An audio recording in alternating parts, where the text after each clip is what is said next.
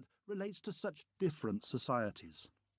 As the comparisons just mentioned indicate, there were many Middle Ages, not just one. To describe them all in the same way is like describing 17th century and 21st century Europe as equally modern, even though we would hardly describe the execution of witches in the 17th century as a modern practice. Quite the opposite. Such a concatenation of time periods would obviously be misleading. Why does this matter, you may ask? First, it matters historically. The use of the word medieval to describe half a millennium conceals how much daily life changed over that time. But more importantly, it suggests that everything we put in the box marked medieval is separate from the modern world. As a result, we fail to realise that the way we live today is largely the result of social developments that took place between the 11th century and the 16th. Many of our contemporary concepts, values and priorities originated in the Middle Ages. Many of our cultural and social practices did too, from our discovery of other continents and races to our use of surnames and our reliance on money and the written word. In short, not to know about the changes that took place in the Middle Ages means failing to understand the cluster of revolutions that shaped the character of the modern world. And that means failing to understand ourselves. That statement might surprise you, because we don't generally regard the Middle Ages as a revolutionary period. We tend to think that the most significant changes affecting our lives have been modern ones. We point to 19th century inventions such as railways, photography and telephones, and to 20th century ones such as TV, air and space travel, computers and the internet.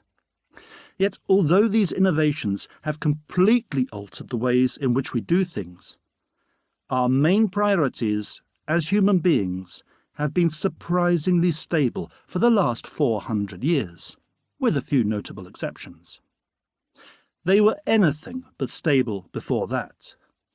If you look beyond the technological advances that have dazzled us since the Industrial Revolution, you will notice that the earlier centuries saw a number of social and economic pressures that profoundly affected our ancestors' thoughts and influenced their behaviour.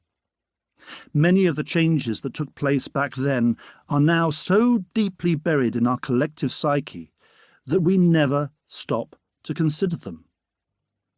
Why do you think of yourself as an individual? Why do you need to travel?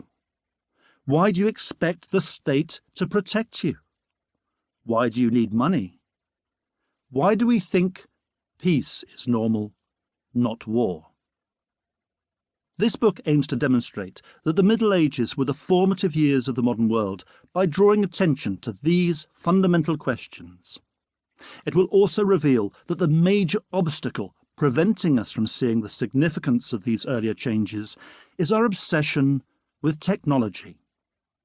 We are so highly focused on modern manufacturing ingenuity that many people consider the invention of the smartphone or the aeroplane far more significant than our ability to feed ourselves. To someone with a full stomach, methods of food production are nowhere near as impressive as travelling to the other side of the world and speaking to a friend back home on a phone. But to a malnourished peasant at risk of starving to death because of a poor harvest, such technology is a meaningless luxury. And in this respect, we owe a great deal to our medieval forebears. The brutal hardships through which they struggled made them introduce systems that gradually reduced the suffering, and which continue to benefit us to this day. Our interest in the ancient world is another hindrance to understanding the medieval impact. This is because we tend to know much more about the Romans than we do about, say, the people who lived in the 13th century. Our fascination with their domestic arrangements, their bustling markets, their systems of administration, their poetry and their love lives makes it easy for us to think they were just like us.